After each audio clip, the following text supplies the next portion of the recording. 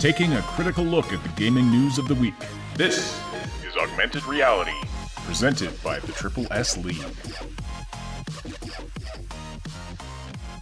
What's up, everybody? Welcome to the Augmented Reality Podcast for March the 12th, 2019. This is your source for news, leaks, and insights about games and the gaming industry. This is the Tuesday edition of the show. Welcome to everybody who's already active in the live chat. My name is Asheninity, and I'm here as always with Cybsidian. And we also have an incredibly special guest here today. We've got Max Derrat. He is a YouTuber. A lot of you are already familiar with him. I know we have a lot of folks from his audience here in the live chat today. But some of our people on our Discord server had suggested we get together and do some collabs with you as well. So anyway, it's great to have you here, Max. They were too late because I had already contacted you like months ago. That is true. But Max is a YouTuber, and I'll let him give more info about his channel in just a sec here. But if you're listening live today, please say hello in the live chat and send us your questions and comments there as well. We'll read and respond to as many as we can throughout the podcast. And don't forget to slam that like button. It likes it rough, and it tells us and YouTube that you appreciate this content. If you're listening after the fact on one of the audio platforms, we're glad you're here as well, and we appreciate your likes and follows. It does take us a day or two to get the podcast up to the audio platform, so if you want to get the latest info sooner, we encourage you to hit the link in the description to subscribe to the Triple S League YouTube channel. All right, lots of interesting gaming news stuff to talk about today, but we are going to, first I'm going to just introduce Max Derrat. I've already mentioned his name and that he's a YouTuber, but yeah, why don't you tell us a bit about your channel, Max, and what made you get into YouTube and what kind of content you cover? The party may officially start. Well, thank you so much for having me on the show, gentlemen. It's a real pleasure. I always appreciate when I can talk to people that care about just trying to present ethical information in games, not with all that sponsored corporate bullcrap. Can I swear on this show? I probably should have asked that before. We try not to do any of the big five. What are the big five? So let me just list them all for you right now. The S word, the C word, and the the other F word, and then the other C word. And any racial slurs. Okay, gotcha. Yeah, and I mean, generally, we don't use racial slurs. All right, I understand. So anyways, thanks so much for having me on, guys. As far as my channel goes, when did I start? I started back, I think it was January 3rd of 2015. I just started putting out content, just stuff that was of interest to me. It had to do with games and politics, although I sort of shied away from politics now just because everything's kind of gotten a little bit more hectic. But primarily people tend to gravitate towards my gaming content, specifically the videos where I explain the stories behind some games that tend to have a greater emphasis on story, games like Metal Gear Solid, which I'm sure we'll talk about later, Soma, Spec Ops: The Line, what else? But games like that. And thankfully, I've gotten a lot of good response from them, evidently, because people I don't know were recommending me to. So it's a real pleasure that I can come here and talk to people that share that same enthusiasm. Yeah, fantastic. Well, it's great to have you, and you also you do some coverage on some mental health issues as well. And, yes, I know you do some exposés and things like. Yeah, and that's primarily how I got to know you, because like yourself, I am also a half robot. So the information you've done has really, really, really been helpful. If you know anybody, if anybody that's listening knows anybody who struggles with autism or similar things like anxiety and depression that can come with that, Max has a ton of great videos on it, like really solid stuff. Mm-hmm. Yeah, I was very impressed with your production quality, and I watched the two-parter you did about the, you called it the most significant moment in gaming, and it was profound. The most profound moment in gaming. Mm-hmm. And it was about the one conversation that took place in Metal Gear Solid 2 between the AI and the main character there, and how 20 years ago they predicted sort of the information crisis and fake news crisis that we have now going on in media and with the internet and everything. And I thought it was fantastic, and I like how you pointed out, the solutions posed by the AIs in that game are very scary, But if we don't come up with something else, we might need to, that might be our only option.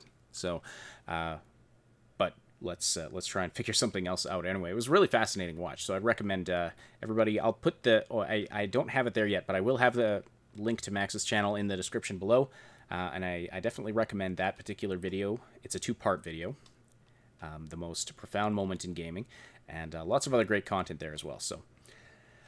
First of all, thank you very much. But also, I just want to give a shout out to my boy Logo Steve, who did another video titled "The Most Profound Moment in Gaming" about 9 years before I did.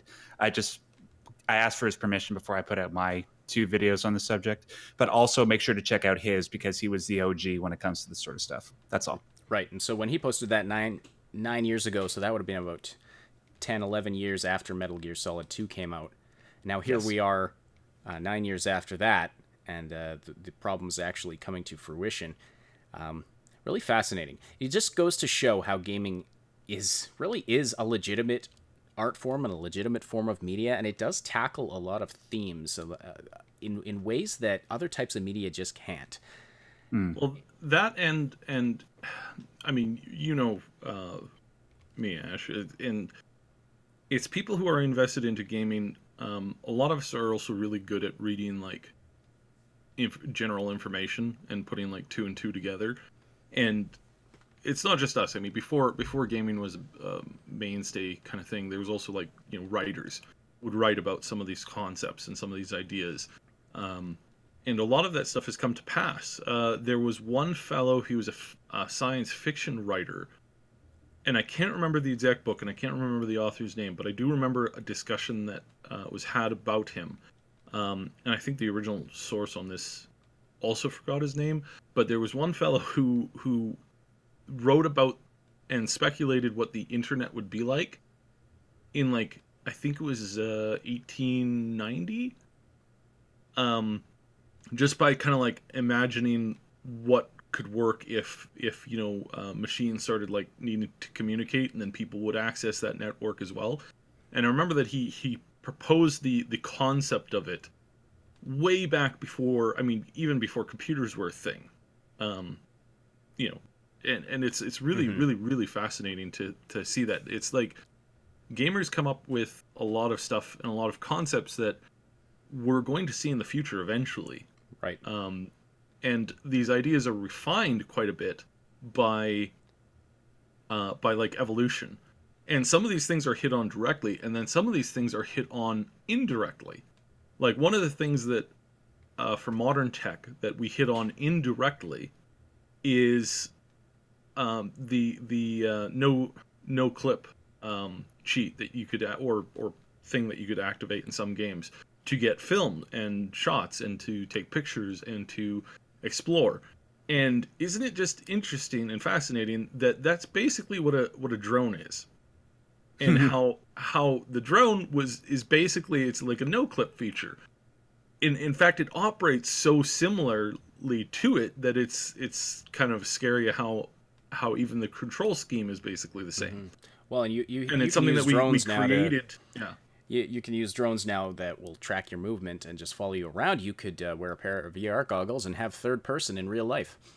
Which is why, again, I have a feeling that would be a little bit hazardous to one's health until you got used to it. But yeah, that would be fascinating, wouldn't it? I think it would be fun to try. I think it would be an absolute mind bender. I think can't say what I want. There was an episode of the Immersion from Rooster Teeth where they did that exact same thing, except they set it up on a side-scrolling map, and you were playing it like they were playing like Mario, and you saw your side version of yourself as you were running and doing stuff, and you were trying to like jump over little things and climb stuff, and it was like really messed up. But, that's a good point too. So yeah, there's a YouTuber I really like. He's like ridiculously smart and ridiculously well educated. Calls himself Tom 7. Yeah. Oh, it's not me. Oh, okay. It's not you guys. Sorry. His YouTube channel is called Sucker Pinch, but he only puts out like one video a year, sometimes two. But the stuff he does is insane. He made an NES, like he merged an NES with a what are those computers? A Raspberry Pi computer. But he basically made an NES play like full motion video and 3D graphics and stuff by like merging the game cartridge with a Raspberry Pi. It was bizarre. But one of his favorite things that I did that he has done that I liked was he made a program that automatically transforms old NES games into 3D. So you can go through and play Mario in first person, Zelda, like the original Zelda in first person. It's kind of janky, but it was fascinating. It was fascinating video to watch. Anyway, I'd love to have him on the original podcast sometime. The original Zelda in 3D, wouldn't that just be like Minecraft? It was like Minecraft, but way, way suckier. And there were like weird artifacts, like you know how when you throw your sword, because all it did was take the sprites and transfer them into 3D. So when you throw your sword forward, it's not pointing forward; it's like pointing to the side.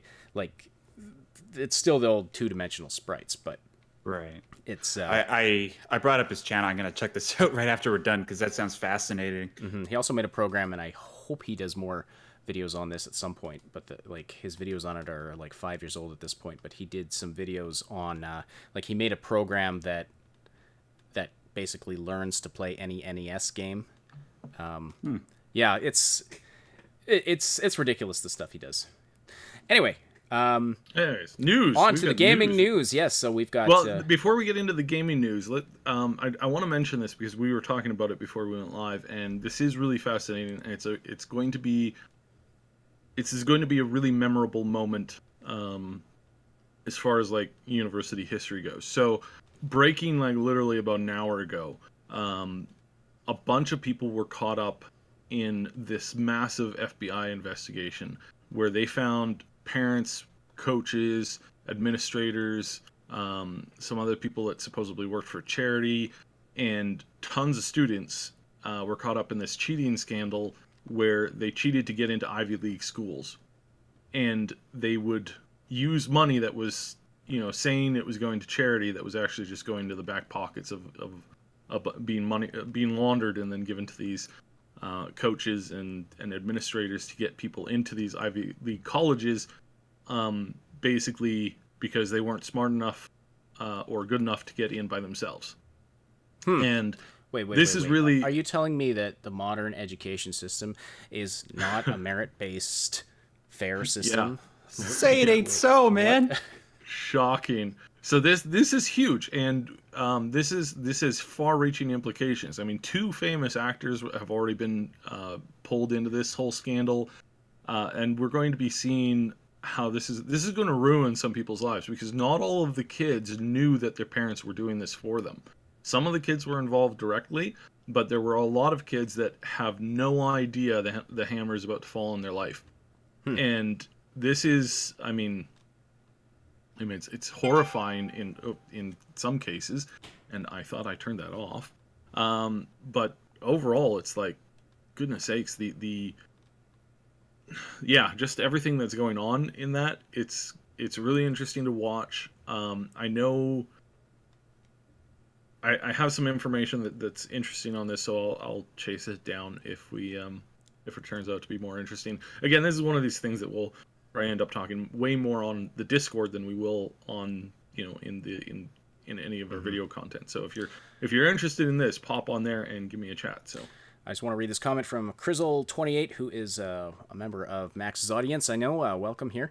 I remember doing a small story in high school site like half a decade ago about the Metal Gear Solid 2 moment. Convinced a few boomers that games are art. So that was nice. That's really awesome. I love hearing stuff like that. Good job, dude. Yeah. All right, so we had the Division 2 launch this week. We're going to talk a lot about that. So Obsidian's been in there. He was up in the middle of the night streaming the game, so I don't know if any of you caught that, but the entire live stream is available up on our channel right now. Anthem players are striking. This is probably one of the most bizarre stories that we've ever covered on this podcast. but they're striking to protest certain things in the game, and I just this whole thing is just it's gotten really funny, and you have to sit back and laugh, otherwise it just makes you angry. But we're going to be talking about that, some stuff about the Epic Store. We've been finding out more and more information about how the Epic Store is operating, and we are not liking it very much. So it's not good.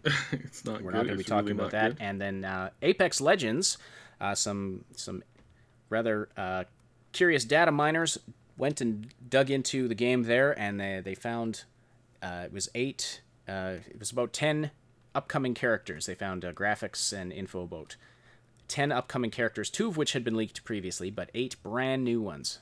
So why don't we start with that, because that's probably the smallest of the stories we've got here. So all right, so yes, so some data mining happened, and they found 8 new characters. So this is, I mean, you know, when a game like this first comes out, the same was true in Overwatch. Although I don't think any of that stuff was data mined. You experiment a lot with, you know, potential new characters, builds, stuff like that. And this stuff was found in the original coding. It's probably safe to say that the majority of these characters are the characters that will be coming out over the next couple of months or year or however they do the release schedule. If they're smart, they'll release one new character every month and a half-ish, give or take. Basically, you want to give enough people. You want to have about 5 weekends of a release of a character to get out before you even talk about or showcase a new one.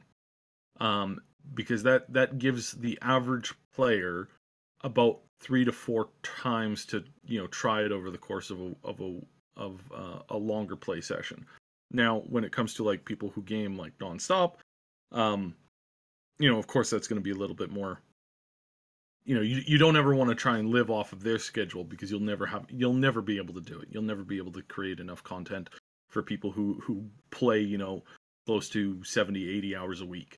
But yes, for the most part, most of these characters, I suspect strongly that most of their skins are not confirmed. Well, the graphics that we have so far are really rough looking. I'm wondering why they were even included in the game files at the point that they're at. They look terrible, but it's just leftover stuff, and it's a lot harder to hide those files than to strip those files. Fair enough. So stripping them from the game has unintended consequences as far as the programming route goes, whereas you can just hide them or bury them in code, or just have them as just general like background stuff. Like I said, not all of these characters might end up being released, but some of them most likely will be. There's a handful of them that for sure are coming out, and I can tell that just from the way that the kind of picture is, and the way that you can kind of theorize their abilities just by looking at their names and the way that, you know, the way that some of them are built. Overall, something that you could tell is that amongst the characters that are out right now, 3 of them are fairly attractive or cute or funny or, you know, interesting, whereas he's referring to Octane in the bottom left hand. That one's cute. Yeah. He told me that before we started the show. Yes. Oh, sure. I can verify. I was there. Yeah. So, except generally speaking, what he said was a lot worse than cute, I think. Yeah. Oh, crying out loud. So, generally speaking, what most studios want to do now, and I think most of them have realized this, is that they need to make these characters cute and connectable. Like, you want your audience to play the characters because they are either A, relatable, B, attractive, or C, funny. If you have a character that's not attractive, that's not funny, and that's not relatable, you end up with lawbreakers and your game fails miserably. Or you end up with Battleborn and everything just goes sideways. And that's basically what they've done. You know, the robot character is really, really cute and relatable to a lot of the gamers out there. So he's this very, very popular one.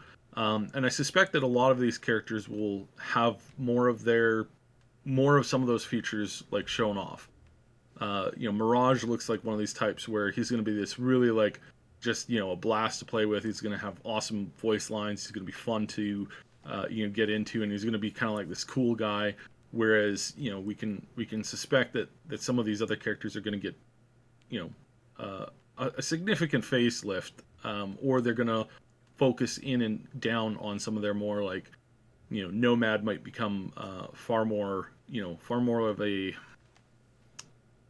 what's that one character from Overwatch, far more of a darker, moody character, because again that's relatable, that's connectable, that's attractive to some people, whereas some of these types may not necessarily come out as they are, because there's only so many times you can do a masked guy who doesn't say very much. It's like, that's just that you have room enough for one, maybe two of those in your game, no more than that, period. So but this is one reason why I believe Overwatch was so much of a success. The yes, characters were so relatable. Were... The characters, people really enjoyed the characters. They had witty dialogue. They were funny. They had all kinds of, and they started adding and you could put them in a porno and people would watch it. That's the other big test here, is how many pornos exist of these characters on Pornhub. And if the answer I don't know, Saib. Why don't you tell us? Then I sure as hell don't know. Well, scientific data, of course. Scientific data. So for science, it's all for research. Mm-hmm. So, yeah, so it's all for research. Max knows it. By the way, it's all for research. I saw you typing Octane into that website. Don't pretend you didn't. So, for crying out loud. No. Another aspect of it though was the cosplay aspect. I mean, yes, and that's another. I mean, that has everything to do with what I mentioned. Is like, if you can't cosplay these characters, or if you have no interest in cosplaying these characters because they're butt ugly, or if people will be disgusted that you're cosplaying these characters because they're like savage, and mass murderers that's one or of something. And that's one of the big problems that we had with Lawbreakers and with Battleborn, because they both had characters that were extremely difficult to cosplay. The types of people who do cosplay don't fit those characters, or they're just technically too difficult to cosplay. There's a couple of exceptions where you can take some of the characters and do like a gender bend on them and then cosplay them that way, but you couldn't really do that with a lot of the characters in Battleborn, and you really couldn't do that again with any of the characters from Lawbreakers. So it's Notional points this out. It's basically you take cosplay Rule 34 and you use those as foundations to your characters when you're designing them. That is especially Rule 34. Yes, especially Rule 34. Like, I hadn't considered that before. Cosplay and Rule 34 are basically the same thing. But yes, as Notional points out, there's some merit to that argument. Yeah.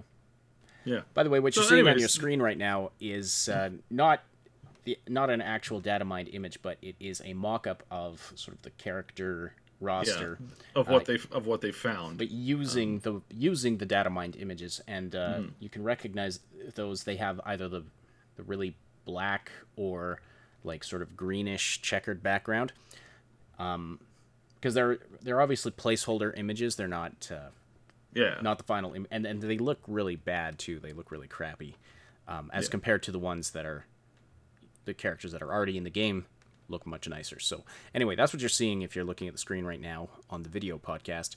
They are this is a mock-up somebody made in Photoshop or whatever. But the larger versions of these images are available out there. So you can probably find those with a quick Google search. And I'm not sure there's much more to say about that. It's really... Oh, yes. So, what do you think about these characters? Are they going to be locked behind paywalls? Are they going to be giving out loot boxes? Do we have any predictions on that? Yes to all of the above. Yeah. Although I will say to Octane, I kind of just want to... I never played Apex Legends, full disclosure, but I do kind of want to pick it up just by looking at that character, Octane. I kind of want to play as him. Because looking at him, he just kind of represents my deranged psyche, just the way that he looks. Yeah, he looks like a friendly guy. Yeah. Looks like Psycho Mantis's like slightly more psychotic brother. Kudos to whoever gets that reference. It looks like Alien and Fortnite had a baby. True. All right, so I'm posting a link in the chat, and Chisel, you said something that reminded me of this meme. We've talked about this meme on the Discord before, but this is absolutely hilarious. But yeah, check that out on the YouTube video if you're watching or if you're listening in the podcast later on. It's really hilarious. Anyways, so I mean, overall, Apex is. So Apex, there's two other quick news stories. One, they canned over 350,000 50,000 accounts for cheating and botting. It means that they're taking it seriously, but don't read too much into it because what happens typically... Great reaction from Max there. Just 350,000 over. It was like 355,000 accounts got banned. Yeah, it was. It's insane, which just shows you how many players there are. It's a free-to-play game, and what happens a lot is that people will make these accounts. This happened in PUBG, like nonstop. In other places in the world, mostly in China, people would go to a gaming cafe where they'd have a new account set up with a whole bunch of cheats and hacks and like training on how to use them, and then you, this player, would pay like $100. You get in, you'd spend 8 hours, 10 hours playing this game, cheating, winning every match, headshotting everybody in the map in 5 minutes or less, and then at some point you'd be banned, and then that was it. And that was fun to people because it's like going to a fair or something like that and just paying for VIP access to everything. You run around, you do as much as you want to, and you leave the scrubs behind, so to speak. So the amount of cheating that comes up in these types of online games is really, really common, and their engine is not exactly built to prevent this, so they're going to have huge problems with cheating in general. But what this showcases is that they're taking an advanced stand on it.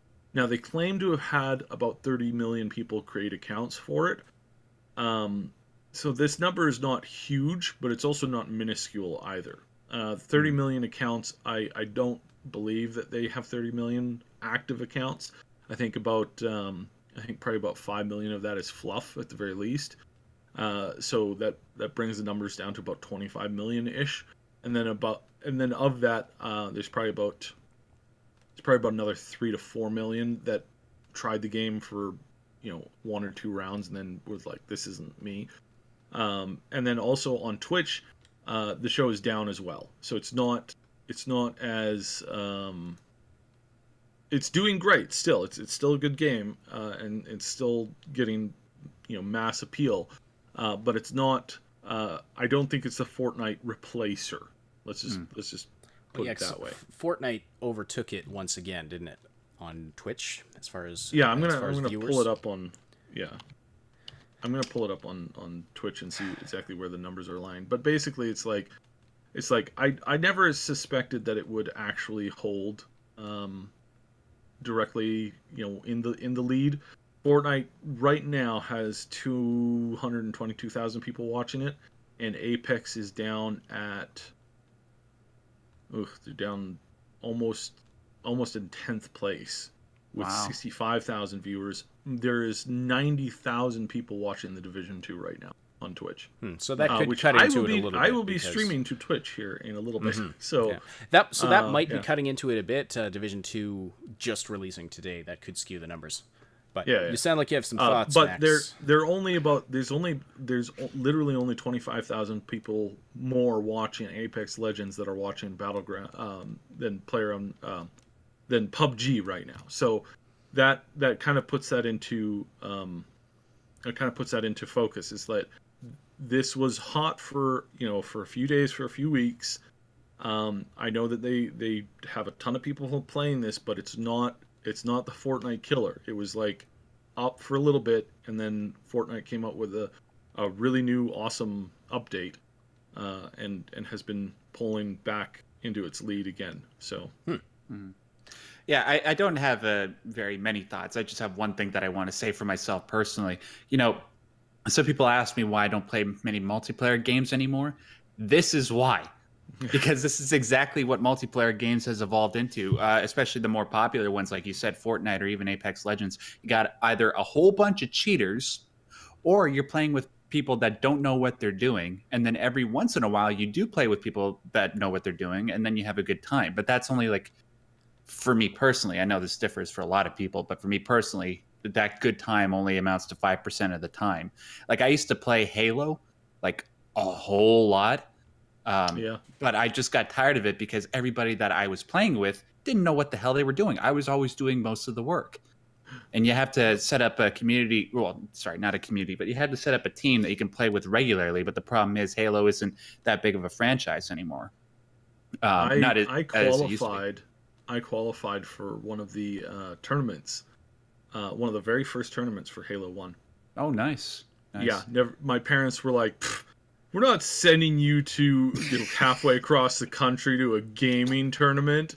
Come on, that'll be ridiculous. What future is there in professional gaming? Like, and come on, stupid me. It's like Halo on PC was one of the things that poisoned me against online gaming. Now, this was back before there were penalties for team killing and stuff, but man, there was a series of games I was in where one of my teammates was just team killing everybody. Yeah. Oh, you did pick the map that I liked. I'm going to go ruin everybody else's experience. Well, wow, you sound like a delightful individual. We get back to the lobby after. He's like, oh, man, I won. I got most kills. And he's like bragging about this. I was doesn't understand the concept. He knew he was trolling. He was obviously trolling. He knew it was a team game. Oh, okay. At least I think he. Otherwise, he was incredibly stupid. You don't know that there's some really stupid people out there, man. Well, everyone was pointing out that dude, team game, and all you did was kill your own team, and his response was just like, "Oh yeah, wah wah, cry baby." Like, so anyway, that was one of my worst experiences with online gaming ever. But they have things. They do have things to prevent that kind of a thing now, but it still is really bad. Hopefully 343 gets their act together with Halo Infinite, and then me and Obsidian can go and kick some ass. Yeah, there's still some news coming on the new open world game. I have some general info on that, which again it's not a super hot scoop, but it does appear as if that new open world Halo game is going to be the launch title for the new console. I don't think we're going to be getting it for...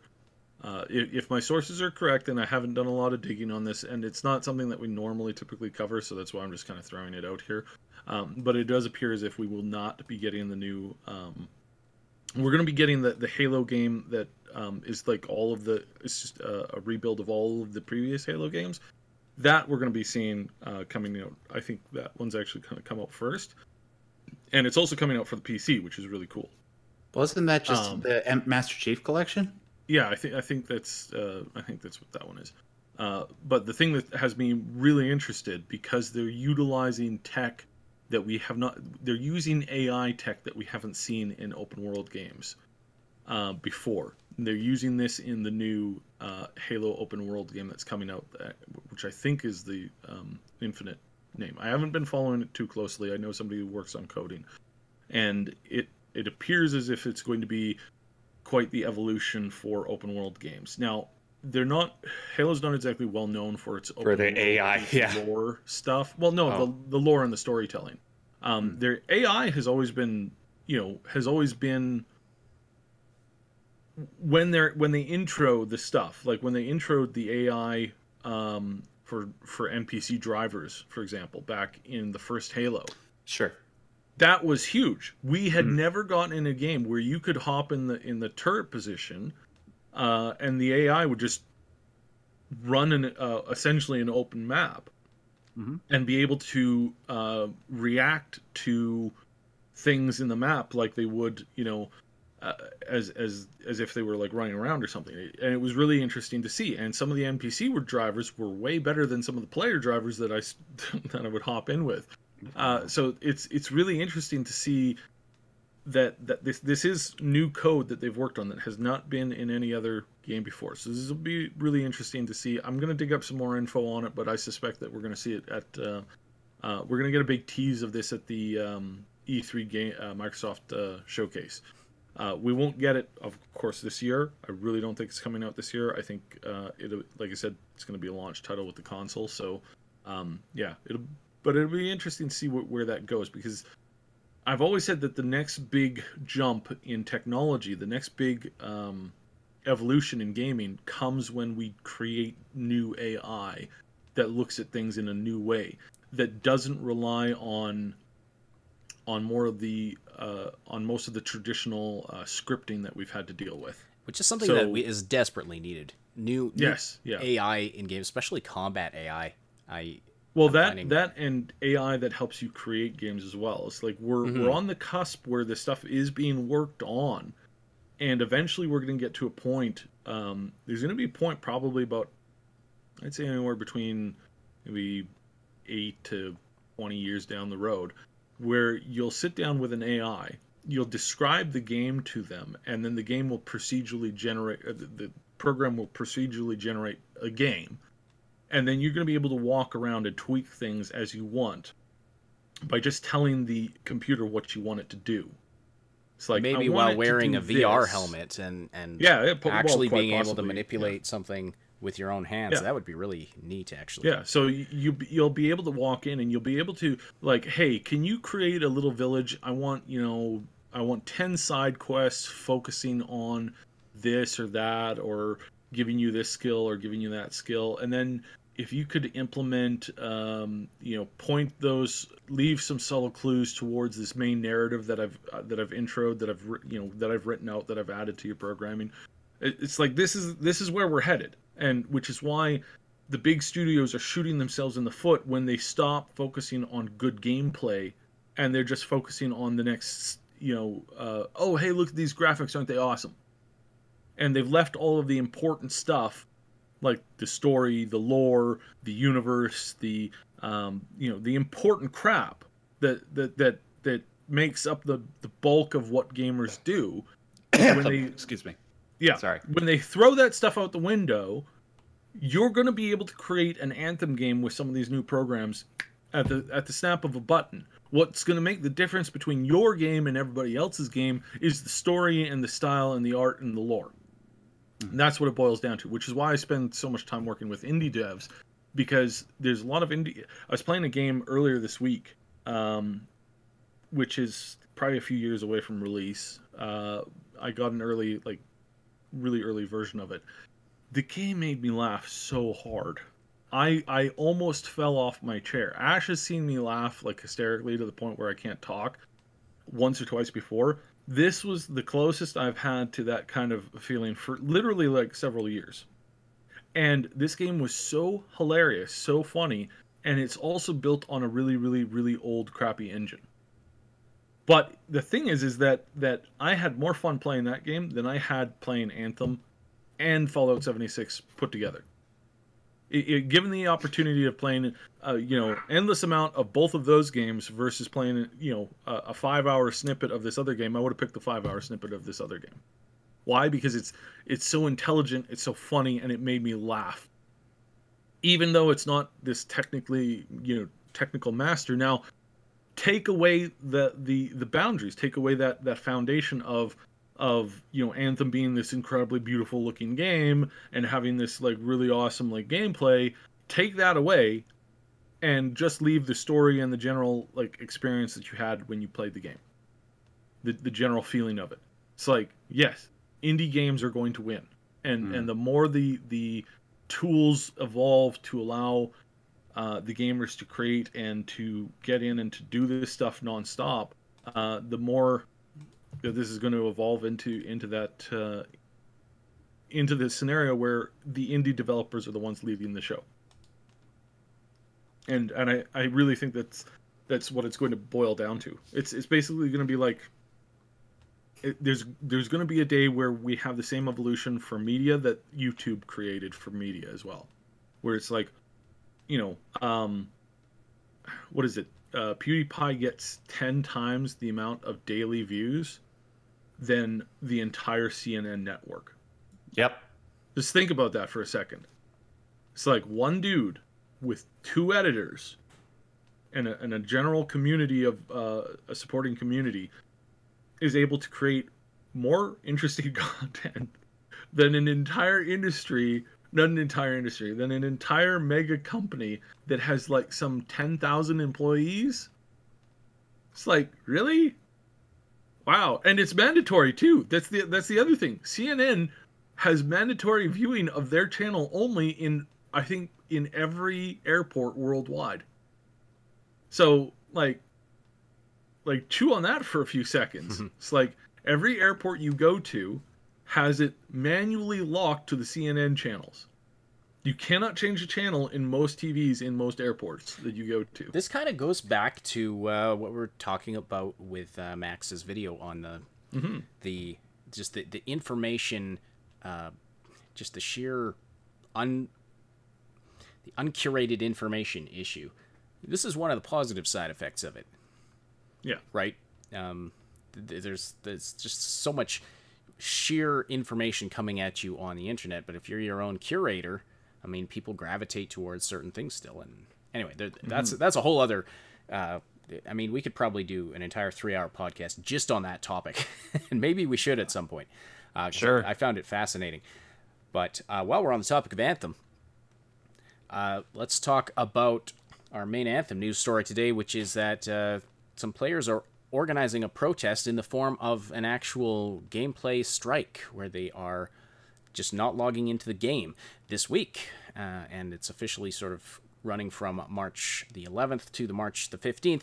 Now, we don't have any data on if this is actually working or how many people are actually logging out of the game and just not logging into the game. But the original post that called for this is called Protest to Revert Loot Drop Changes. Has 12.7 thousand upvotes and has, all kinds of gold, silver, and platinum awards, and lots of. So it's getting a lot of play. It's getting some coverage from news sites and other YouTubers now. But the post says this: protest to revert loot drop changes. Bring back the bug and let us taste the loot shower. I didn't ever think I'd be reporting on a story where gamers were asking for developers to put a bug into a game. But here we are. This is 2019 in gaming, folks. So, I can think of several instances where there were beneficial bugs. Mm-hmm. Halo 2 multiplayer. Remember that, guys? original Lara Croft. Yeah. Oh, totally.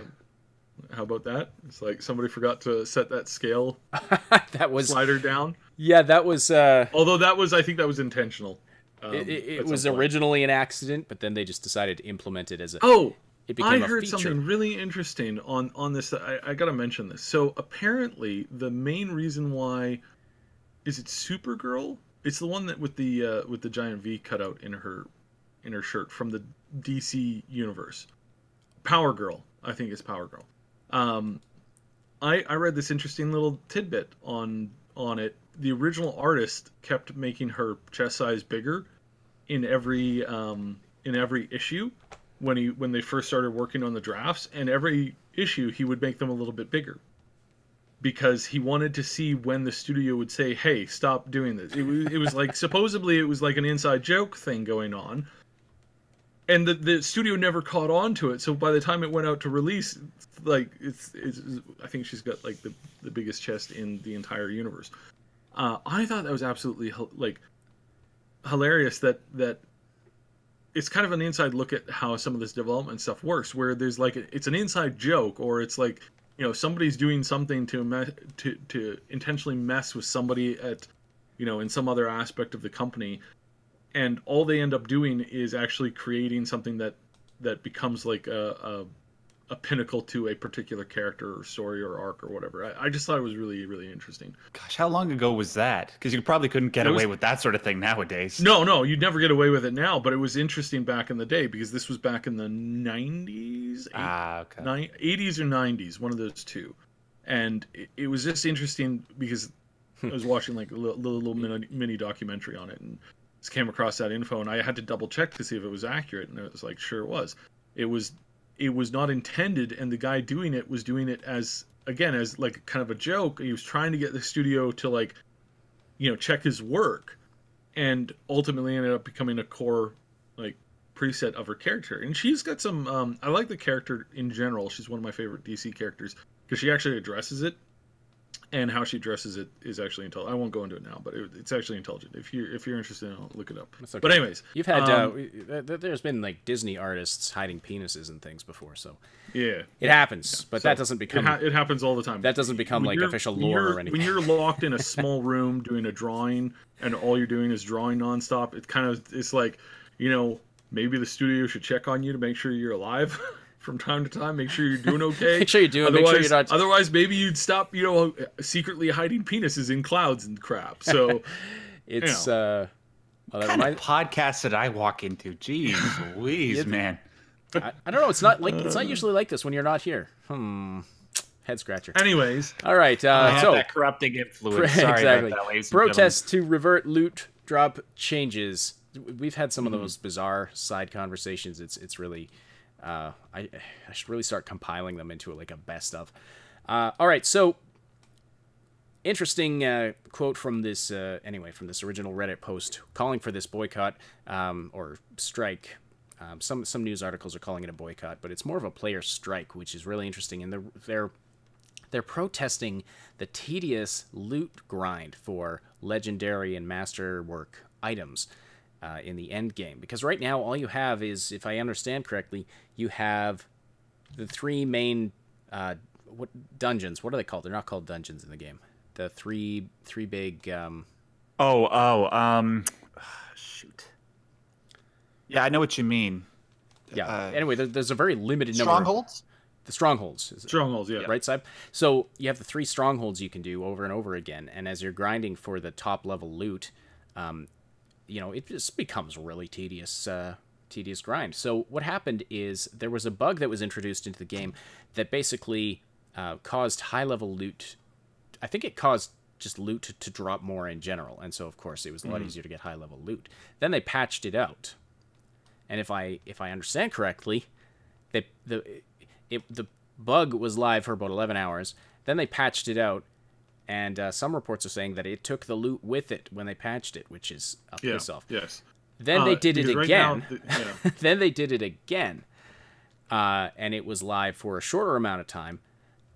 Then they patched it out again.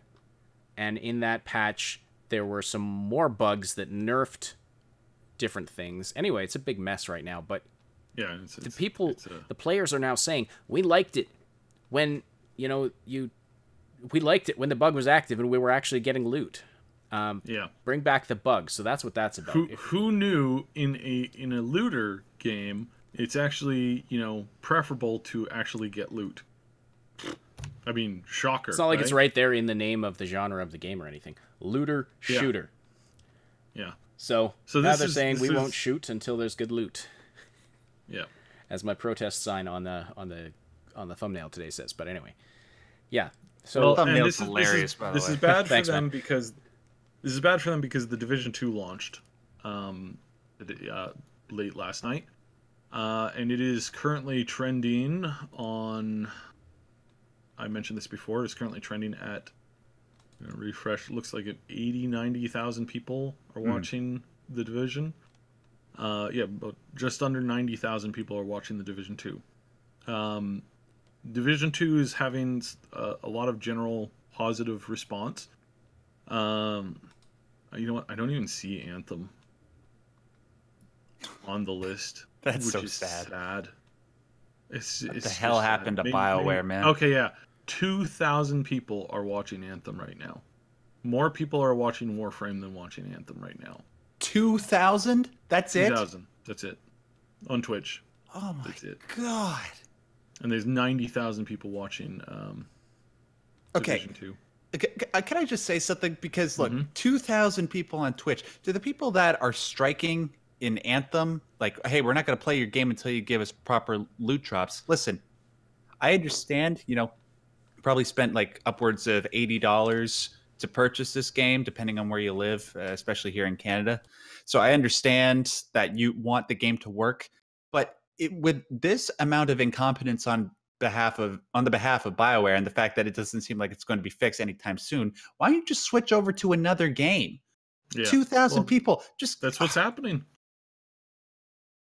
Last night while I was streaming, the bulk of the conversation was around, wow, this game is not the best looter shooter I've ever seen. They're talking about the Division 2, but it's a whole lot better than Anthem. That's the thing, because when I was pretty excited for Anthem the first time they announced it at E3 2017. God damn, that demo looks so good. And then you see all the reviews and all the problems that are coming out about it. And once you get a full idea of how many problems there are with this game, it really makes games like Destiny, even Destiny 1, it makes Destiny 1 look like a Game of the Year contender. That's how bad it looks. No offense to people that manage to get enjoyment out of Anthem generally. Like, more power to you if you enjoy the game. But I'm just going by the general consensus. Yeah, it's shocking. It's shocking and a little bit on the disturbing side. So, you know, whatever. It's bizarre. But what can you do? So, well, this will be an interesting thing to follow. See if this actually has some impact and if they respond to it. They did get some response from one of the Anthem devs saying, yeah, you know, we're open to company, or we're open to player feedback, and we're not happy with how the loot drops are performing yet either. Again, 6 years in development. Like a nothing. 6 years. That's one of those garbage nothing responses that says just says yeah. nothing. I read about that before we actually got started. You know, they're like, oh, yeah, you know, this is what happens when we decide to be transparent about a game. You know, some things change during the development process that we aren't able to realize towards the end of the game. Really? Because the game, you put out the first trailer for your game 2 years ago. That's 4 years into development. And you just decide now that all these promises that you're planning on putting into the game can't be manifested? Are you serious? BioWare? Really? The guys that made Mass Effect? It's really concerning because, like, we're really like we've mentioned, and for the new people that are joining, we're closely we're closely in vicinity to one of the BioWare studios, and we know people.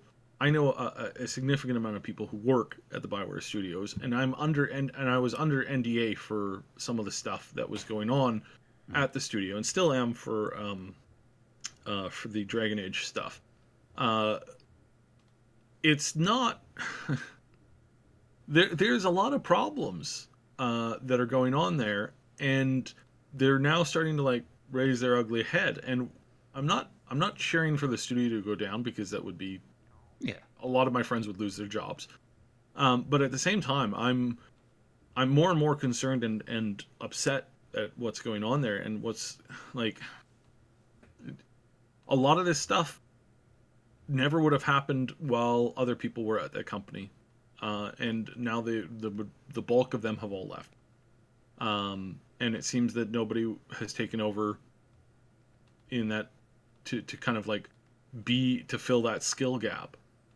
Because again, how they managed to pull this off, where they couldn't even balance the loot right, in general, it's extremely disturbing.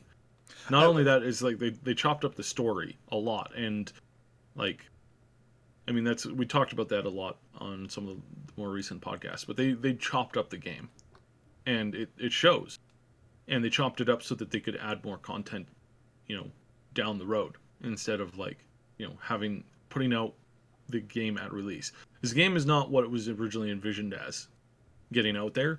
Whether that's a technical limitation or whether there's some other issues with it, who knows? Why is it that sort of thing happens whenever one of these big publishing companies gets a hold of one of these smaller studios? Going back to the aforementioned Destiny, we all know that the Destiny that we got was not at all the Destiny that Bungie originally had envisioned. And because of that, you got a lot of the main guys that were at the head of Bungie's original genius, you know, like the writer Joseph Staten or the former composer Martin O'Donnell. They all left because they were tired of that crap. Same thing happened with BioWare. And same stuff is sort of happening with DICE right now in respect to the stuff that's happened with Star Wars Battlefront and Battlefield. It's not a good idea. Like I can't remember which one of you just said it about the future being in indie game development. Hopefully, some of these brilliant people start to realize that, so that way they don't have to. Yeah. Well, down the road, it's not there yet. Like for sure, indie is a huge part of the industry. Like absolutely. Like just looking at the charts right now, out of the top 5 games that are being watched right now on Twitch, 2 of those started as an indie game by a miniature indie studio. The top 5 right now is Fortnite, League of Legends, Grand Theft Auto, Counter-Strike, Division, and that's 5. Yeah. Now, 2 of those, being League of Legends and Counter-Strike, were originally created as mods for an existing game that evolved into being their own thing. So you cannot discount what generally, and you could maybe argue that with Fortnite as well. Fortnite was structured a little bit more. Battlegrounds was more of the kind of concept that did start out as a mod, but overall, I have to say, there's more.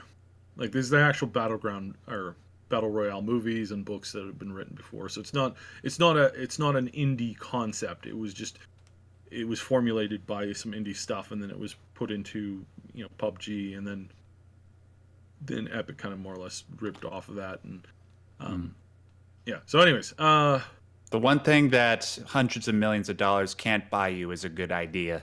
Yeah. So as far as I do want to mention this for those of you that are like concerned, like what happened to old BioWare. Well, old BioWare is now a new company, and there's a new company, and we've done a video on it before. I did kind of like an editorial kind of thing on it, but I'll mention it now, and that is called Fogbank. Fogbank is a new company that was built up from basically the ground up with almost all of the key people from BioWare are now working at Fogbank. And key people that used to work at BioWare that are not working directly for Fogbank are under contract work with Fogbank. So we're going to get some games that is basically the spiritual successor to, name it, Mass Effect, Neverwinter Nights, Jade Empire, Dragon Age, all of that key intelligence and the key stuff that created that concept, that created that idea, that created those games. They're all now in this one company called Fogbank, which has been very quiet. They've been doing a lot of hiring.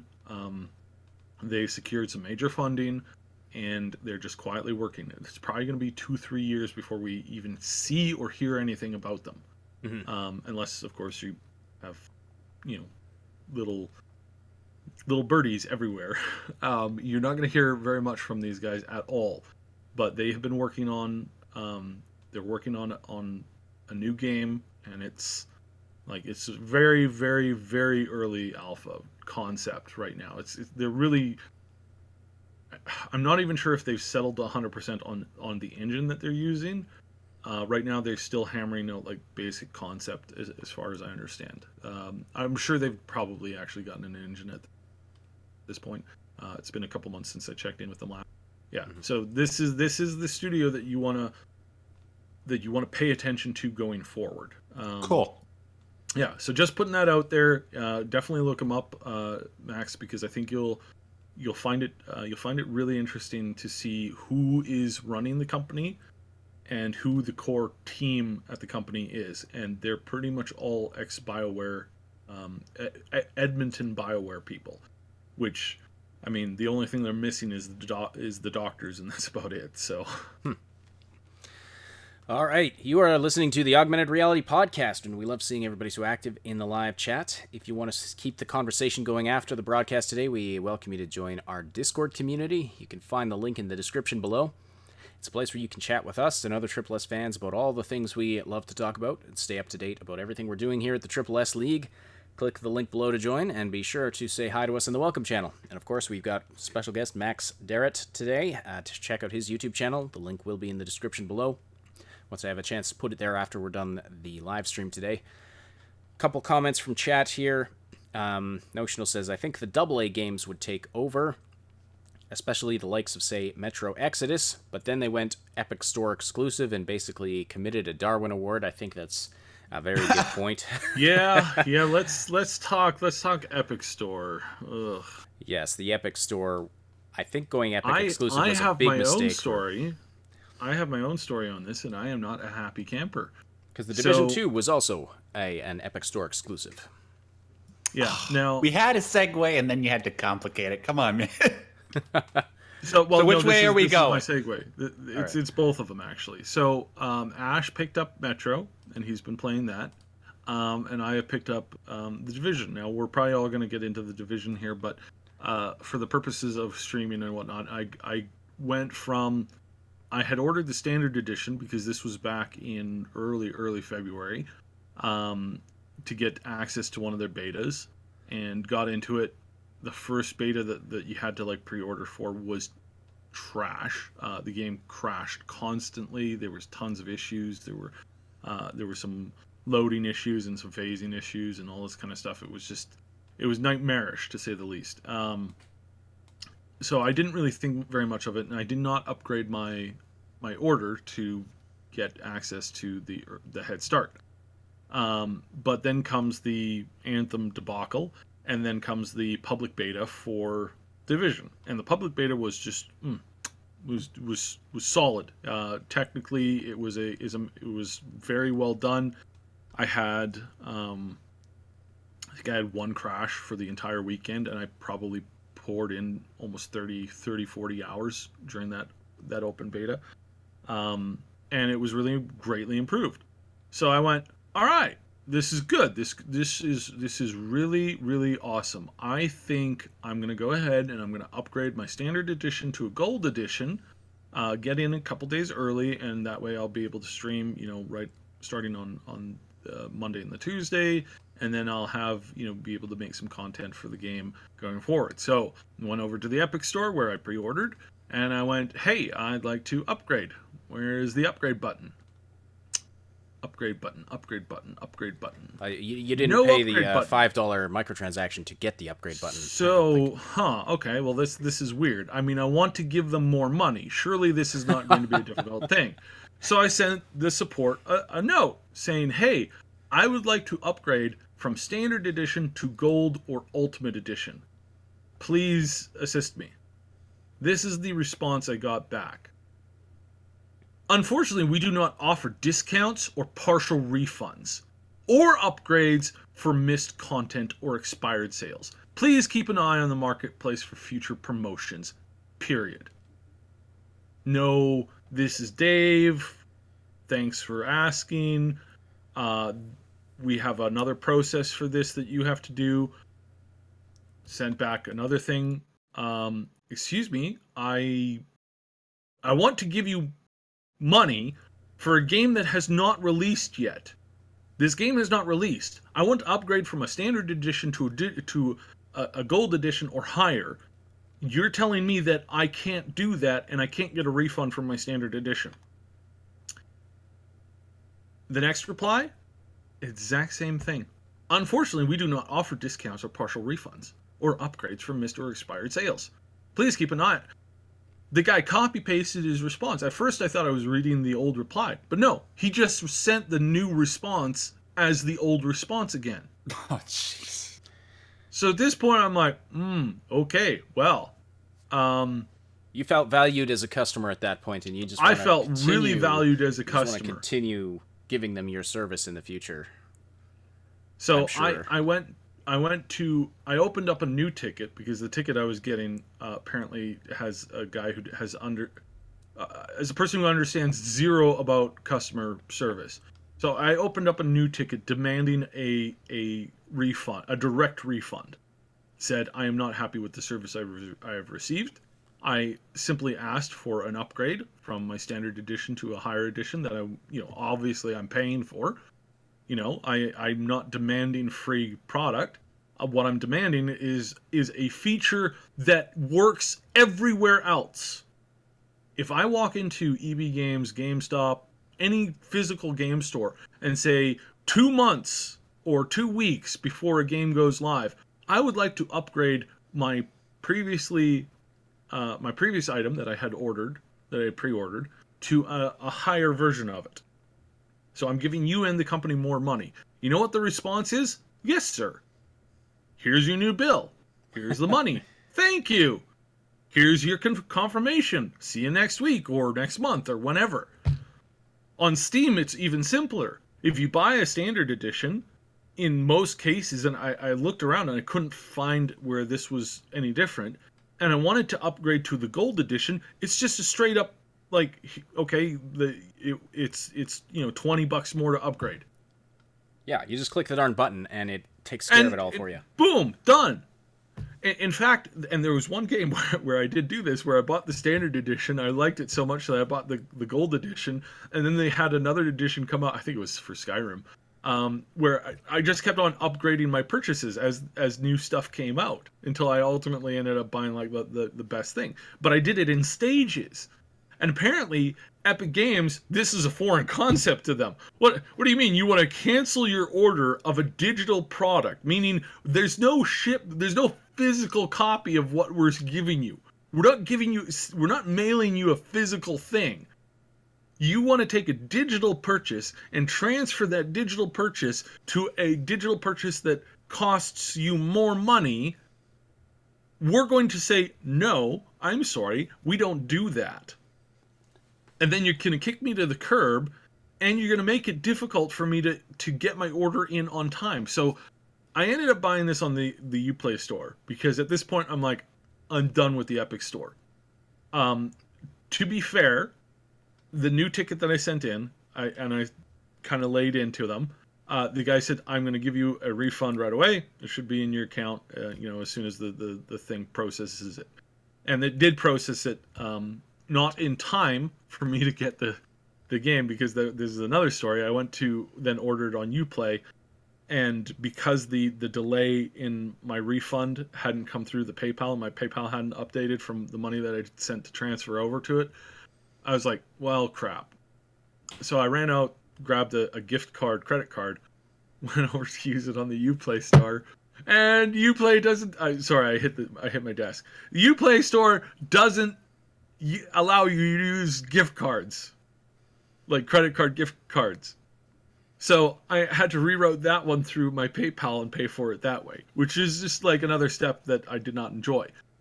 Ubisoft, your concept of going over to the exclusive Epic Store was a terrible, terrible idea.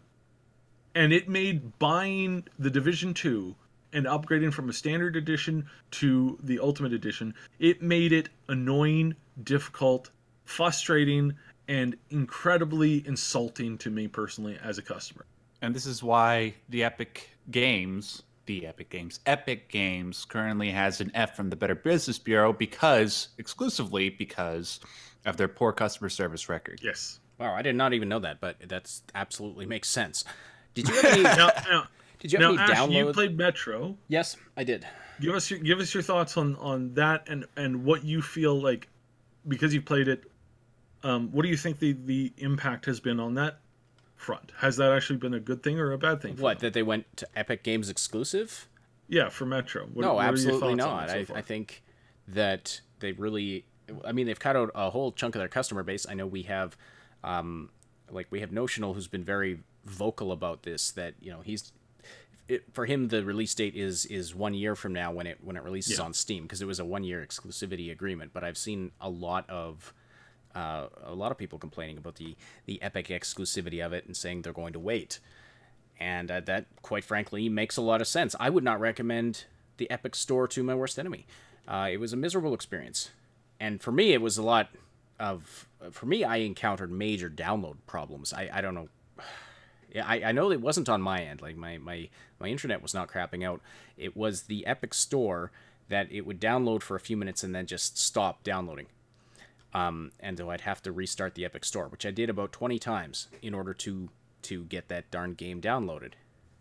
So, I didn't have any customer service issues because I didn't really deal with them on that, but yeah, it was not a fun experience using the Epic Store. Plus, it's clunky. The layout is bad. It doesn't have features. I mean, it doesn't have user reviews, which they're supposedly bringing in, but it's going to be opt-in from the publishers. They're going to opt into whether or not they want user reviews, which is a fantastic idea. I mean, I can't see anything wrong with that idea. Let's let the publishers decide if people want to give their opinion about the game to other customers. And user reviews are absolutely essential these days. You can just see it when you go to sites like Metacritic and you see the massive discrepancy between the professional media reviewers and the actual user or viewer scores. When you see those massive discrepancies, you can see the importance of having the user scores like they have on Steam. And they want to get rid of those because, oh, it's review bombing. You know, people are review bombing for stupid reasons. Well, you can't, first of all, you can't prove it at all. Secondly, you can't prove any impact that it's actually having. It's probably really, really small, if you're in my opinion. Anyway, yeah, that's kind of my rant about that. So no, it was not a good idea for them to do that. It's disappointing. Metro Exodus is a really solid game. It's got some problems. Namely, they have got to implement a patch that lets you skip cutscenes when you're playing the second time through. Because the cutscenes are really long and they're really good, but once you've already seen them, it's like, I know what happens here. Just let me continue. Oh my god, you serious? You can't really? I think there's a few that can be skipped. Bizarre, right? But like their gameplay cutscenes, it's really weird. Like you maintain control of your character during the cutscene in a lot of cases.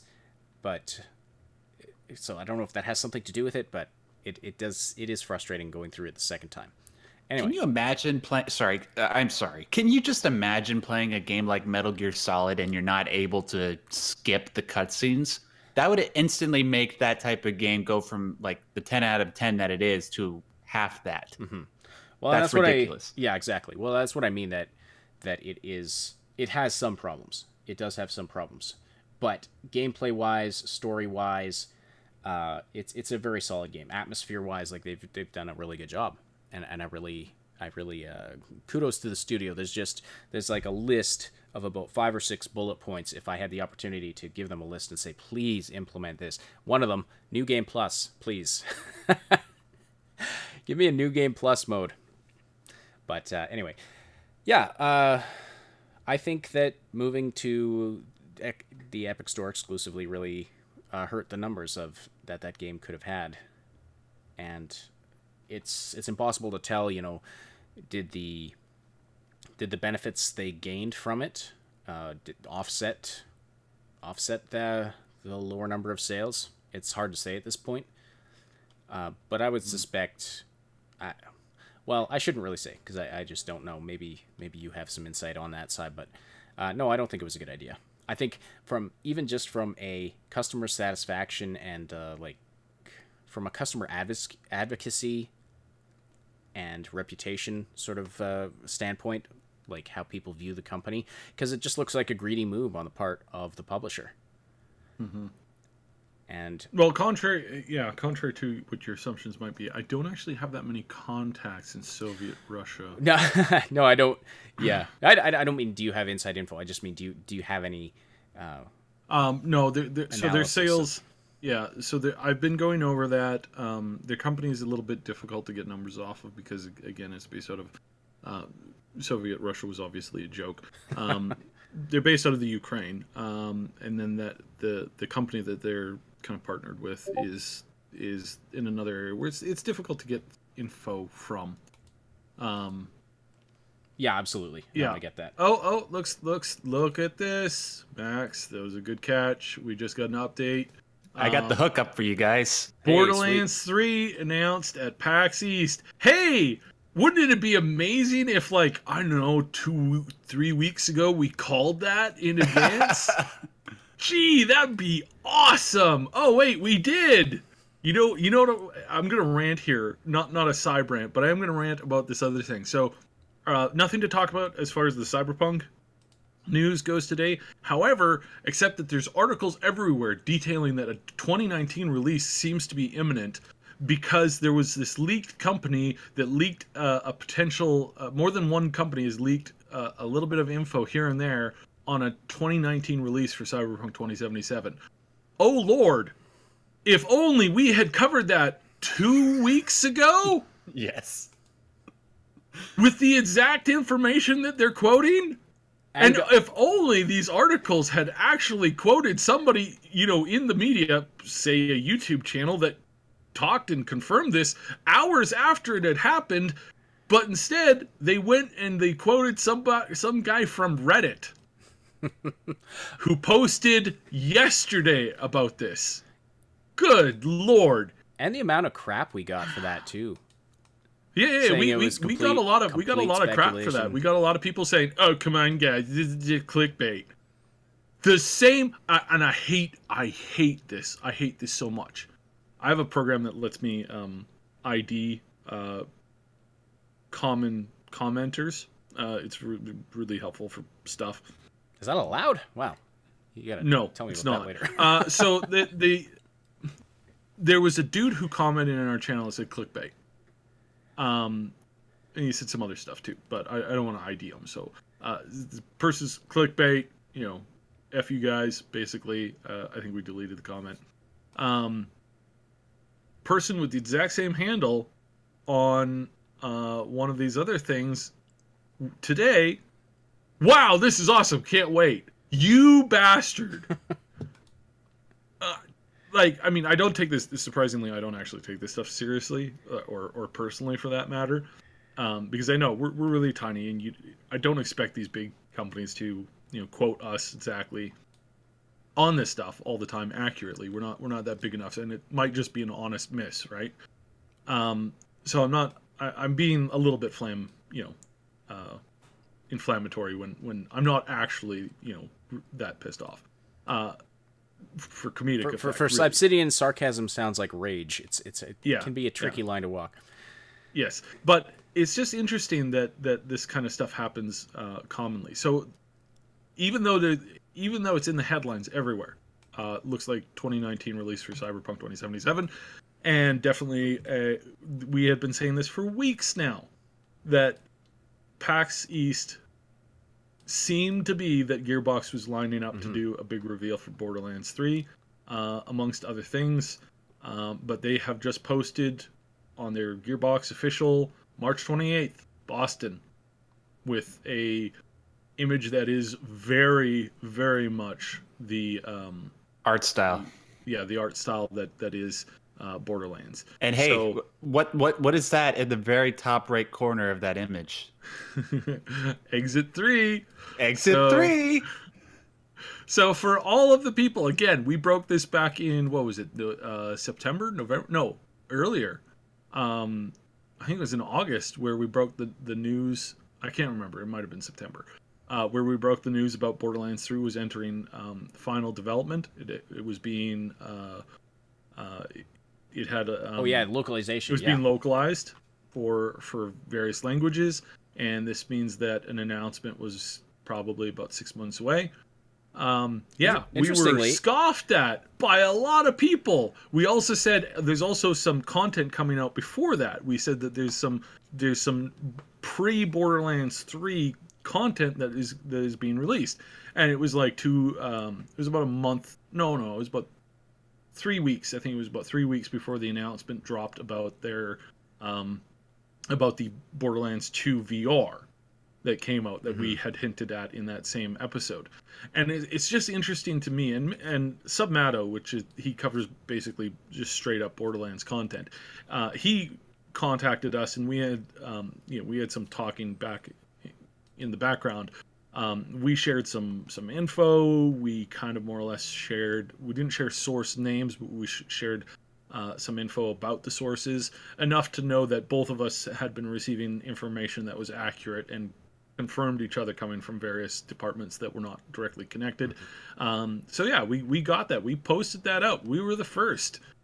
And it's just funny to see it. Yeah.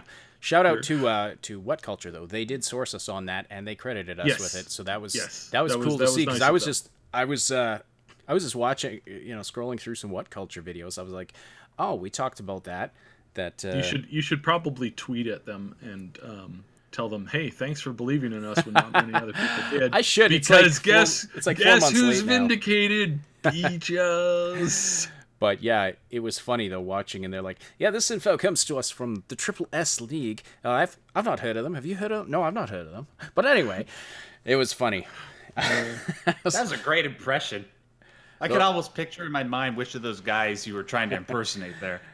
Oh, those Brits. Anyway, so that's really cool though. So very potential. You can see the image on Twitter. The official. The official.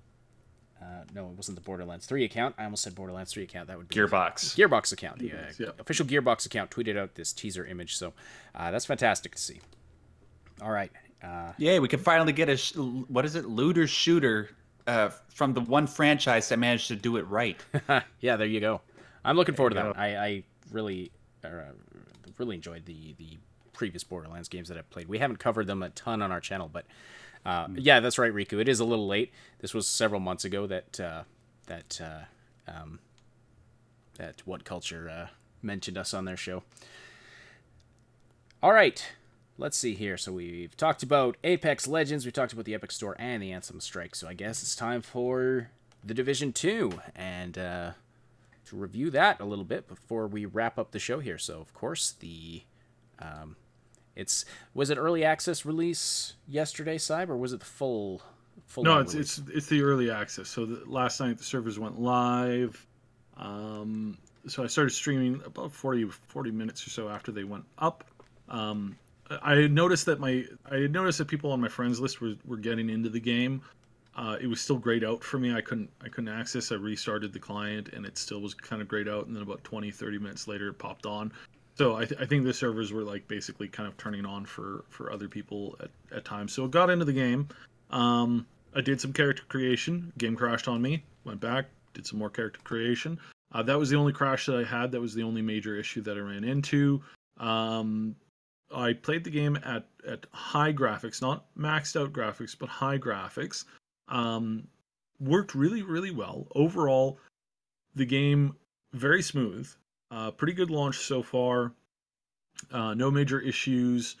Aside from it being a cover-based shooter, which may or may not appeal to some people, the game is actually really decent. And I was surprised at at how much some of the abilities were new, completely new, and really seemed to be really solid, really good. It definitely seems to be something that appears as if it's going to be a good product. Again, cover-based shooter may or may not interest you. The AI, not much has grown in the AI since the first game. But overall, I think the game is very promising at this moment. Its release on Epic can be pretty much ignored because you have to load it up on Uplay anyways. So if you have a Uplay account because you've played other Ubisoft games, then just skip the whole Epic thing. I really do wish I could have loaded it up on Steam. So it's not an Epic exclusive then. You can buy it directly from Ubisoft. Yeah, you can buy it from Ubisoft, but you can't buy it on Steam. That's basically down to. Overall, I gotta say, character customization was a little bit more robust. There were a lot more options than. At first, I freaked out because it only gave me the ability to randomize my appearance, and I was like, WTF? If I have to play this with a randomized character, I'm out. But then once I randomized the character, then once I accepted that character, that's when it loaded up the character customizer. So at that point, then I was able to go in, I was able to move and adjust the face, the eyes, the eyebrows, was able to do quite a number of things. By no means is it a deep character creator. By no means. There is literally hundreds of other games that have a character creation system that is 1,000 times more in depth. There is phone games, cell phone mobile games that have character creators that outdo this character creator by a long shot. I had the ability to adjust finger length on one of my characters recently in a recent mobile game that I was messing around with. Finger length? What game was that? Finger length. It is called... Can you adjust the length of each finger individually? That's the question. No, not individually. Just overall, you can. So you can't just go around flipping everybody off all the time. That's too bad. I believe it's called Darkness Rises. Okay. I'm pretty positive. It's made by. I don't want to start it up because it'll start to make noise. But seriously, really solid character creator in that game. You can adjust pretty much everything on your character. You can make them tall, you can make them short, you can make them skinny, you can make them fat, you can give them, various endowments if you wish. And you can adjust their hand length and finger length and arm length. And it's an amazing character creator in a phone game. Like, oh my goodness. So the Division doesn't have that. They do have a wide variety of tattoos and some other stuff. You can't adjust your character's height or whatever obviously for gameplay. I talked about that in the stream last night, how you're forced to make, and I think last week we mentioned this as well, where you're forced to, for some of these shooters where, there's more of a sense of like, there's a higher competition bar. People want to have the same, they don't want, when you're playing a character who's slightly shorter or slightly smaller, you have an advantage in taking less damage when you're getting shot at, right? GoldenEye taught us that 20 years ago. Yeah. So it's not something that I enjoy. I don't like playing a character who's... There's basically no difference between the hip to waist to shoulder ratio of a male character to a female character. It looks as if it's just all the same character with slight changes here and there to kind of give the illusion of femininity or masculinity and or general shape. And what that ends up looking like is something that's pretty gross, actually. Buff chicks. Yeah, and it's not something that I've given my reasons. It's like I think we can do better than that today. I understand that, I understand the concept of it, but in all honesty, Fortnite does it. They don't offer you different heights of characters. All characters are the exact same height, but you do have different hitboxes depending on the costume you're wearing or depending on the particular skin you're wearing. The female characters in Fortnite have less of a hitbox than male characters because a lot of them are skinnier in certain places. In other places, they're not skinnier, and therefore their hitbox is slightly bigger. But that is normal, and that's fine. That's perfectly fine. And people play Fortnite, professionally, more or less now. They've got some great tournaments coming up this year, and that's not an issue. People put on a skin that they want. And I think that there's some minor changes that you can make for that. But that's all. That's my only gripe about the game so far, aside from the AI, which, again, it's an online shooter, right? You can't expect AI evolutions in that kind of a game where that kind of technology hasn't even hit the market in general, right? So overall, the AI is not dumb, it's not stupid, the game is challenging, it has different difficulty settings that are going to make it harder or easier. In some cases, it's not bullet spongy at all. For the first quite a while, I have a weapon that's like, I'm level 7, or I think I got to level 7 last night, and my weapon was still level 1. And only when I hit level 7 did I not start to... I wasn't one-shotting everything. So normally, for the first 6 levels, I would walk around a corner, clear a room by shooting every mob once. I was using a shotgun, so, it's a higher damage. But I could still, pick off that... With a shotgun, I could still pick off somebody at a long range with the shotgun with 1 or 2 shots. Overall, I gotta say that it's not bullet spongy at all. I died after I died, I think, once or twice on stream. Just due to the fact that I again, you get into... you get out of cover, you get into some crossfire, and you drop fast. Same is true for the PvP that we experienced on the beta weekend. I didn't get into any of the PvP during the live stream last night, but overall, I have to say that in comparison to all of the other looter shooters that are out there right now, Destiny 2 feels really solid, and it's just the beginning. We haven't gotten to the end game yet, so there's still some stuff up in the air. You mean Division 2? Sorry, yes, the Division 2. So it's we haven't gotten to the end game stuff yet, but there's a ton of content that will be coming out for that. There's a ton of content in the game that I haven't gotten into yet. The conflict, which is structured PvP. Then there's there's a whole bunch of other stuff in the game. Tons of stuff. Feels really solid. I really, really think that this game is going to do well. I really think it's going to do well. Is it going to kill Anthem? Honestly, it might put a few nails in the coffin, but I think Anthem is doing that well. I don't think they need help. Yeah, they're doing it themselves. I don't think they need help in burying themselves. It's kind of a sad but true. Mm-hmm. But overall, what we're seeing is looks like things are looking up for the game.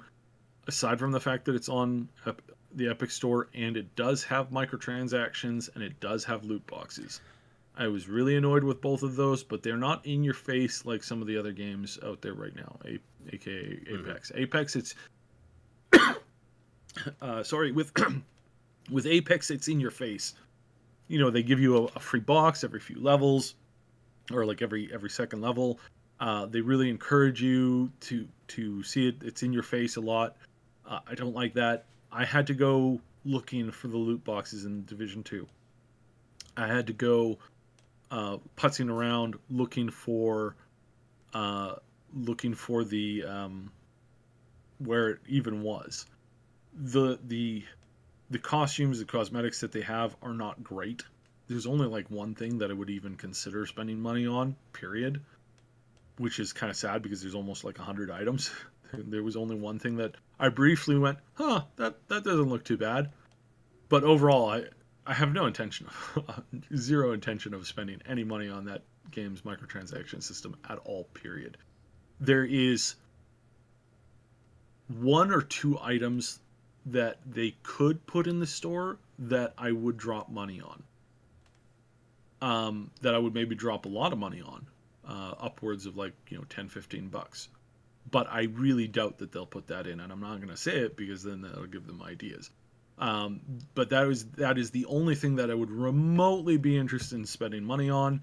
And if they brought it out to the store, I would pretty much demand or insist that they have some freer version of it in one way or another as well. That's the only thing. So overall, I'm not impressed with the microtransactions. I am impressed with the game so far. I think it's pretty solid at the moment. I think overall it's definitely way better than Anthem. The combat in Anthem is more fun, but the story just is such garbage, and the loading screens and the constant bugs and issues and them just rubber banding nonstop on this whole loot issue and all this stuff. It makes it really, really, really hard to play the game. It makes it even harder to defend the game. There's 2,000 people watching it on Twitch. Like, seriously, it's hard to. We posted 2 short videos on some helpful hints and guides in Anthem, and got a little bit of hate for it. It's like, when you make a game so bad that your audience is revolting against you when you immediately put it out, it makes it really hard to defend the game. And it makes it harder to defend you as a studio as well. Because you're doing stuff that, I don't want to encourage Anthem in the sense of like, hey, I want you to make the next Dragon Age and the next Mass Effect basically just a similar version of Anthem. I don't want them to do that. So it's hard to defend and encourage them on that ground as well. So yeah, it's kind of messed up. Agreed. We are running short on time here, but I want to give the last word of the day to our guest, Max Derrat. If there's anything we've talked about, any thoughts you weren't able to slip in during today's show, or just anything you want to say in closing, it's your moment, my friend. World peace. But aside from that obvious ass statement, I just wanted to ask, because the main topic of the show today has obviously been looter shooters, and I've had some disappointment with the two games that I played. Well, I mean, I did play a little bit of Borderlands 2. I should have played more of it because it was a good game. And I, in fact, played more of Destiny 1 and 2, but I wasn't very impressed with the way those games were structured and how thin the game became after you played it for a few hours. Obsidian, as far as the Division 2 goes, based on sort of the shortcomings that a lot of people described about the original Division, like, let's say, sort of like the thin end game and how sort of like the environments and the storylines in the Division were kind of static and just sort of, how can I put this? Weak. Well, not necessarily weak, but just like good enough to the point where people won't complain about it, but just like standard, I suppose. How would you try to sell me on the Division 2 based on what you've played of it so far? Because it seems like you enjoy it.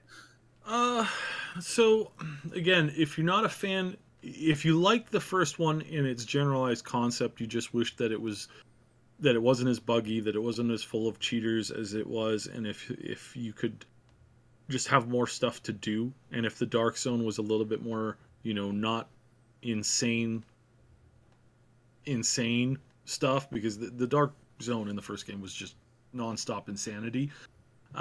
If you wanted those things to be more balanced and fleshed out, this is definitely the game for you. If you are a big fan of real world guns and real world combat type scenarios, this is definitely a game you should check out. Okay. There is still some bullet sponginess there, but it is drastically not as bad as it was. There's an ability that makes it so that if you don't want to always be running behind cover, and you hate, constantly crunching down, if you just want to get into some people's faces, shoot them with a shotgun, finish them off with a melee punch. Surprisingly, there's weapons for that. That's actually the main weapon style that I've been playing with so far in the game, and it is solid gameplay. If that's your thing, if you're enjoying that and you like that kind of power dynamic, check out the stream that I did last night. There are sections of that stream where, like, the first, again, it's like my weapon was pretty strong. I got one of the collector's edition weapons. Went out there and just was able to just shred things and events and stuff like that with the shotgun, feeling super badass. I know from having played enough of the beta that there are looks and styles that I was hoping for in the first game that I never had any hope of seeing that in the full game for the Division 1. Division 2, surprisingly, I'm able to get some of what I want. I'm able to get my character to look kind of more or less what I was hoping for them to look like. I always play I was going to mention this earlier, and I was going to mention this the other day, and I constantly forget to. When it comes to avatars and game characters and stuff like that, I always imagine if I'm suddenly stuck on an island with this character, like a deserted island with this character, am I going to drown myself or them, or is it going to be something that I can live with? And I know that's a really weird way of looking at it, but that's honestly what it boils down to. That's why I hate playing asshole characters. I have no intent. I do not enjoy playing asshole characters at all. Because imagine you're stuck in a room with this person. It's like the entire cast of Grand Theft Auto. I would never want to be in a room with those people, let alone stuck on an island with them for any amount of time at all. Because one of us is going to have to die pretty quickly at that point.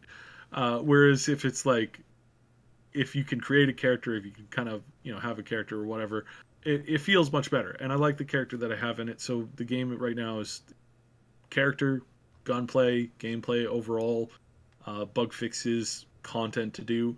It seems to have a lot of stuff there. I don't know if it's perfect. I haven't gotten to the end game yet. We did mess around with that during one of the betas, and it certainly has promise.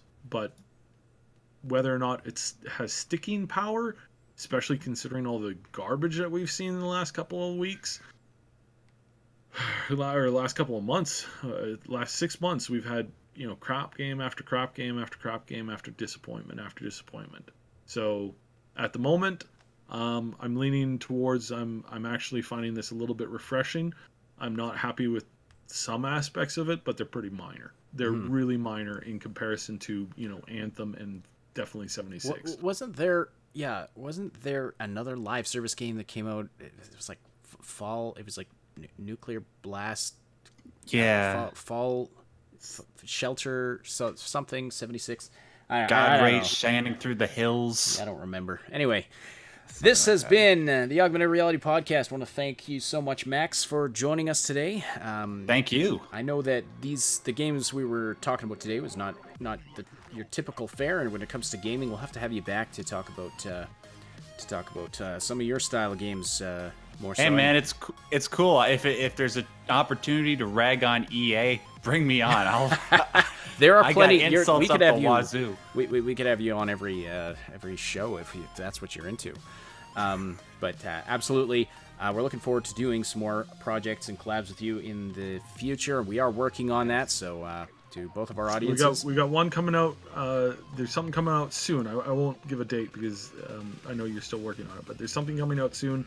A little bit of a collab between us, so yeah, I'm looking forward to it. I encourage everybody in our audience, if you're there's going to be something cool on his channel coming up, and it'll be really interesting. So yeah.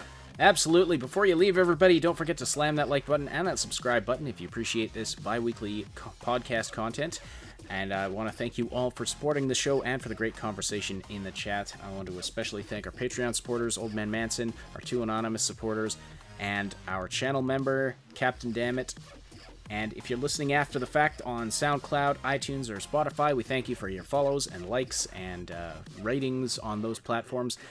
And if you are so inclined, feel free to join us on Friday at noon Pacific Time, 3 p.m. Eastern Time for the live show, where you can interact with us and other listeners and be a part of the discussion. We go live on YouTube every Tuesday and Friday at that time, so definitely check it out. The Augmented Reality Podcast is a presentation of the Triple S League.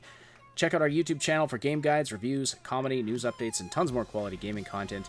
And join our Discord server too. You can find the link in the description below. We have tons of great conversations going on there all the time. My name is Asheninity on behalf of Subsidian and Max Derrat. Thank you all so much for listening. We will talk to you on Friday.